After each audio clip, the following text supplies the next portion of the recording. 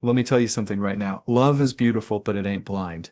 If a man is showing you red flags, don't you dare paint them white and call it hope. That's not love, baby. That's denial wrapped in a pretty excuse. Now let's get into it. If a man does any of these 9 things, even one, you better open your eyes wide and your heart just a little less. These aren't little quirks. These aren't things he'll grow out of. These are signs, warnings, neon flashing lights telling you, this ain't safe, this ain't healthy, this ain't love. Let's be real for a second, right? You ever been in a situation where a man says, I'm just looking out for you, but deep down it doesn't feel like love, it feels like a cage? This is because it is a cage, wrapped in sweet words and fake concern. Control ain't care, baby. I need you to really feel that. A man who truly cares about you will never try to control you. He'll empower you. He'll stand beside you, not on top of you. See, here's what happens. It starts small, real quiet. He asks you to text him when you get somewhere. Sounds sweet, right? But then it turns into, who were you with? Why didn't you answer me sooner? You don't need to go out wearing that. Next thing you know, you're tiptoeing around your own life, hiding your joy, shrinking your light so he doesn't feel threatened. And he'll say it's because he loves you. Nah, that ain't love, that's fear dressed up as affection. Love gives you wings. Control clips them. You ever notice how these types of men don't want an equal? They want ownership. They want to be the sun and make sure you revolve around them. Your plans, your friends, your hobbies, even your own mind, suddenly all of it starts running through him first. You used to be independent, strong. Now you're walking on eggshells, second-guessing yourself, losing yourself just to keep the peace. But let me tell you something. You were never made to live small. The right man doesn't dim your fire, he guards it like a sacred flame. He says, go shine, baby. I'll be right here, cheering you on. But a controlling man, he wants you to shrink so he can feel big. He'll call it love, but it's really just fear of losing power. And listen to me, real love has no power struggle. It's not about who's in charge. It's about being in it together. Here's the twist though. Control doesn't always come with yelling or slamming doors. Sometimes it shows up with a smile and a soft voice. I just don't like when you hang out with her. It makes me uncomfortable when you post pictures like that. I don't think it's appropriate for you to travel without me. Sounds innocent, right? But little by little, he's building a wall around you, brick by brick. And before you know it, you're living in a prison built out of love. Don't fall for that. Don't you ever confuse control for care. A man who loves you doesn't police you. He protects you. There's a difference. Protection says, I trust you and I want you safe. Control says, I don't trust you and I need to watch everything you do. One gives you freedom. The other steals it. And let me say this loud. Love without freedom is not love. It's bondage. If you feel like you have to ask for permission to be yourself, to see your people, to breathe, that's not a relationship. That's captivity. And no amount of I love you is worth losing yourself over. You deserve to be with someone who says go be you, someone who knows your strength isn't a threat. It's a blessing. Someone who sees your independence and says, damn, I'm lucky. Not someone who wants to control it so he doesn't feel insecure. Because that's what it really comes down to, insecurity. A controlling man is afraid. Afraid you'll realize you don't need him. Afraid you'll see your worth. So he tries to beat you to it, tries to make you feel small before you remember you're powerful. But I'm here to remind you, you are powerful, you are enough, and you're not hard to love. You've just been loving men who don't know what love really is. Stop accepting control as affection. Start asking, does this man love me, or does he just love having control over me? If it's the second one, baby, it's time to go. It's time to choose, and don't feel guilty for that. Choosing yourself isn't selfish, it's survival. You're not here to be someone's project or possession. You're here to be a whole, radiant, untamed version of yourself. The kind of woman who walks into a room and doesn't need approval because she's already given it to herself. And the man who's meant for you, he'll see that. He'll honor that. He'll never try to control your shine. He'll sit front row and applaud it. So don't ignore the signs. If he's always trying to control, always trying to limit, always making you feel like you owe him something just to exist, that's a red flag. And the longer you stay, the harder it gets to walk away. But guess what? You can leave. You can choose peace. You can take your power back. You just have to remember who you are. And baby, you are not built to be controlled. You are built to be free. You ever walk away from a conversation feeling more confused than when you walked in? Like your brain is doing somersaults, your gut says one thing, but your heart is being pulled in another direction.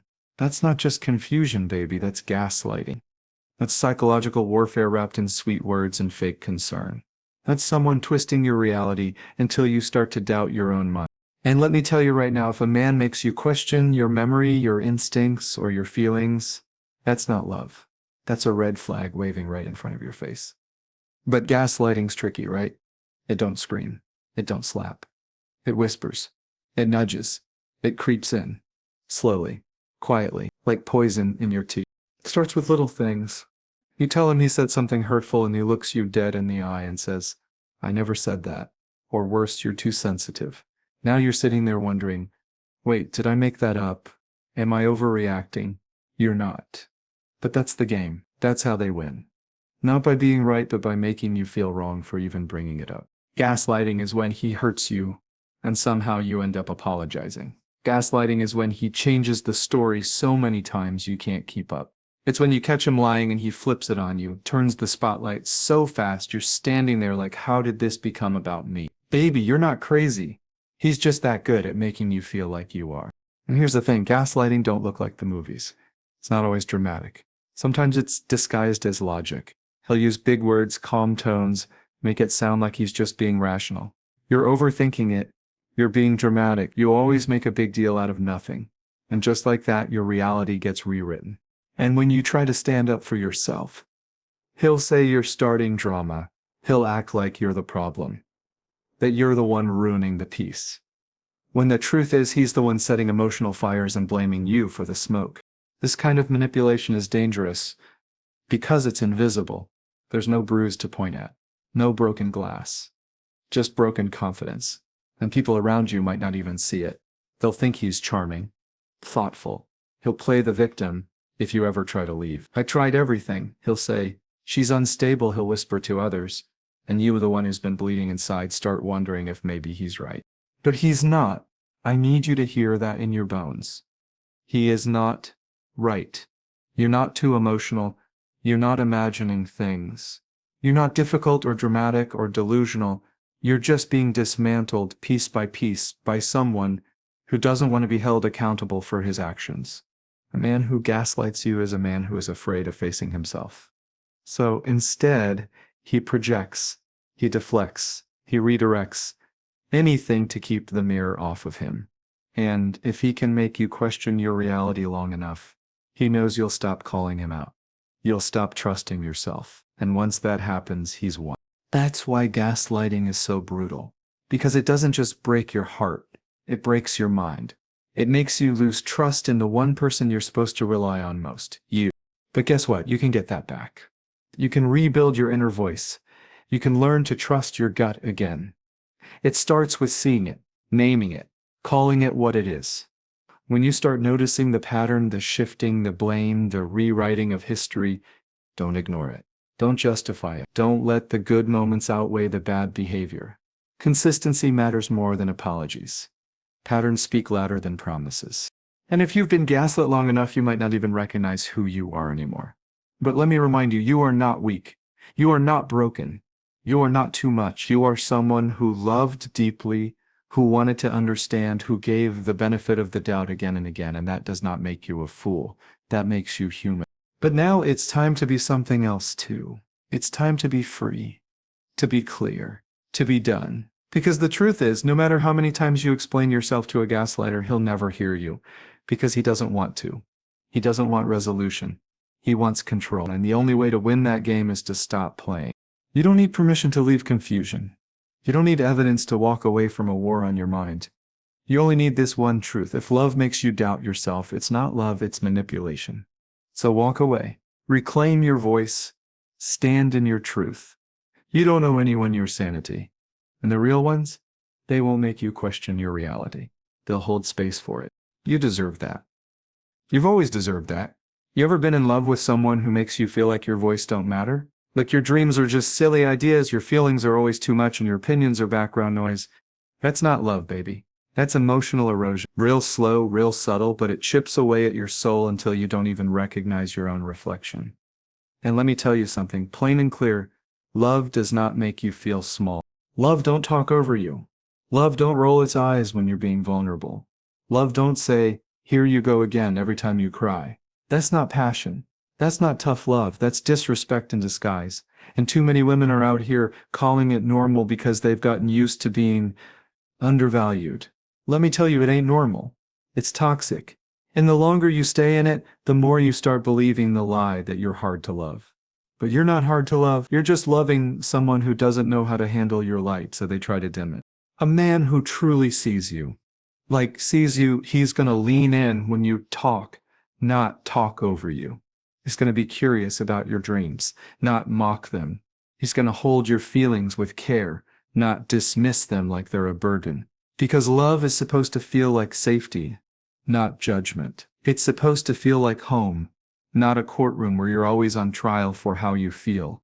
Ever been with someone who makes jokes at your expense? And when you say it hurts, he laughs and says, relax, it's just a joke. That's not a joke, that's a jab. That's someone poking holes in your confidence and calling it humor. Don't let anyone tell you that you're too sensitive for not laughing when someone is disrespecting you. You're not too sensitive, you're tuned in. You should speak up when something doesn't sit right in your spirit. That's not drama, that's self-respect. And if you're in a relationship where your words echo, where your feelings are invalidated, where your dreams are always unrealistic or too much, that's not partnership. That's emotional suppression. You are not here to shrink yourself into silence, just so a man can feel bigger. You're not here to water yourself down to be digestible. The right man will never ask you to be less, just so he can feel like more. Let me say this to you from the heart. The way a man responds to your emotions tells you everything about the health of the relationship. If you say, I feel hurt, and his first instinct is to defend himself instead of understanding you, that's a problem. If every time you bring something up it turns into a fight, you start thinking maybe it's better if I just keep it to myself. And that's how the silencing begins. That's how emotional abandonment starts. Not with a loud bang, but with a quiet surrender. You stop speaking not because you have nothing to say, but because it's pointless. But your voice matters, your feelings matter. Your goals, your passions, your dreams, they matter. You don't have to be loud to be heard, but you do have to be with someone who's listening. And listening is more than hearing words, it's understanding your heart. A real man is not intimidated by your strength, and he's not dismissive of your softness. He makes room for both. So if you've been made to feel like you're too much, let me flip that for you. Maybe you're not too much. Maybe he's just not enough. Not enough maturity, not enough emotional availability, not enough love in his heart to truly hold you the way you deserve to be held. And that's not your fault. Stop internalizing his lack as your burden to carry. Stop adjusting your worth based on someone who's blind to it. Love isn't supposed to feel like a performance where you're always trying to impress, always trying to prove, always trying to be less emotional or more chill, just to keep the peace. You're allowed to take up space. You're allowed to be complex. You're allowed to feel deeply. You're allowed to want more. And anyone who tells you otherwise isn't loving you, they're trying to manage you. There is nothing soft or weak about a woman who knows her worth and walks away from anything that makes her feel small. That's power. That's wisdom. That's self-love in its purest form. You don't have to stay small to be loved. You don't have to make yourself quieter just so someone else can speak louder. The love you deserve will never silence you. It'll celebrate you. So if you're in a space where you constantly feel dismissed, ignored, or minimized, that's your cue, that's your sign. That's the red flag waving in your heart saying, you were not made for this. You were made to rise, to glow, to take up all the space you need. You ever sit next to someone and feel lonely? I mean, really think about that. You're in the same room, maybe even in the same bed, but it feels like you're 1,000 miles apart. You're doing all the talking, all the checking in, all the emotional heavy lifting, and he's just there, existing, breathing the same air but not feeding the same love. Let me tell you right now, if you're the only one fighting for the relationship, baby, you're not in a relationship. You're in a performance. Love should not feel like a one-woman show.